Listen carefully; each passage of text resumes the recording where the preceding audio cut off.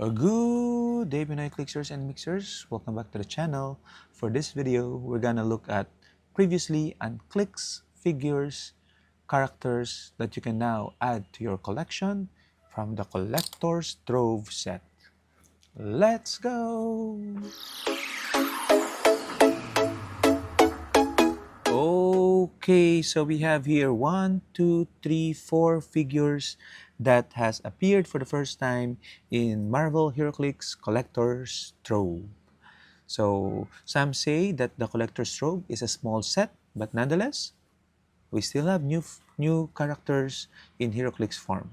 And starting off with a Thieves Guild member. Okay, so this is a generic figure, set 009, Assassin Martial Artist Spy, expendable goon trait, Thieves Guild, such that when Thieves Guild member is KO'd by an opposing character, after resolutions, you may roll a d6 on a 1 to 3, remove all equipment equipped on the opposing character that KO'd Thieves Guild member from the game, or on 4 to 6, generate a character with an expendable goon trait on its 15-point starting line adjacent to a friendly character. So either 50 or 15 points, probably use him at 15 points.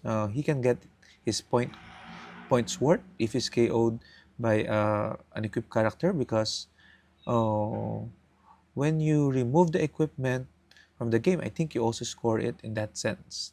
Okay, or again, if you're all high, then you can always generate another spendable goon. So various people are Thieves Guild member. The second one, I think, is another. No, it's not generic because it's Yelena Belova. Okay, but she is set number 10. We have had some characters named Yelena Belova, but not specifically the name White Widow. Okay, so aim, shield, thunderbolt, assassin, marksman, martial artist, spy keywords. Red room training is a trait. Sidestep, and once per game, when an opposing character is KO'd after resolutions, you may turn White Widow to click number 7. So she starts off as a support piece, stealth, defend, outwit, and then when somebody is KO'd, she becomes now a running shot, noisy blades, and range combat expert. I'm just surprised there's a blades there, but the defense power is becomes 17. So I don't know if you want to do that. Okay, but you may if you want to. And at the back, Yelena Belova, common figure. The next one is an uncommon figure, set number 14, Monica Rappaccini. Okay, I really like this that they make characters with their actual name. Okay, real name also is Monica Rappaccini. Okay, I like it because that makes them very unique. Aim, hammer, Modox 11, ruler scientist keyword, a couple of traits. The first one being advanced idea mechanics, which is the acronym for the aim is the acronym. Friendly characters with the aim keyword within range can use poison and have safeguard poison. Okay, good. And you are being drafted. Power. Choose if an opposing character was KO'd since your last turn. Generate an adaptoid on click number 1. Ooh, interesting. After resolutions, you may choose an opposing character that was added to your opponent's KO area since your last turn.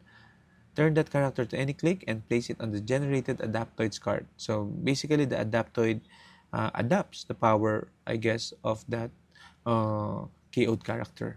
Okay, Hydra team ability. And yeah, that's it. An uncommon for 45 points. Not bad for a leadership. And again, generating possible adaptoids.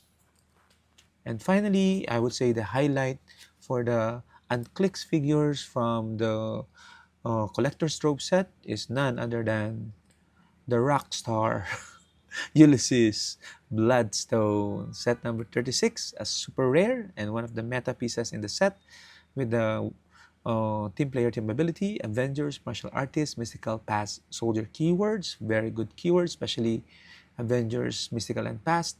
And he has a trait, the first Monster Hunter. Okay, not the game, but the Ulysses bloodline. I guess he's the OG Monster Hunter for the Ulysses what you call this, for the Bloodstone, rather, for the Bloodstone clan. Blades, Claws, Fangs. When Ulysses Bloodstone attacks one or more characters with a monster keyword, that's his specialty. Modify his attack and damage +1. And when Ulysses Bloodstone KOs an opposing character with a monster keyword, score 10 victory points on top of the, I guess, points of that monster, which is like very awesome, like a target trait. And a second trait, Bloodstone Immortality.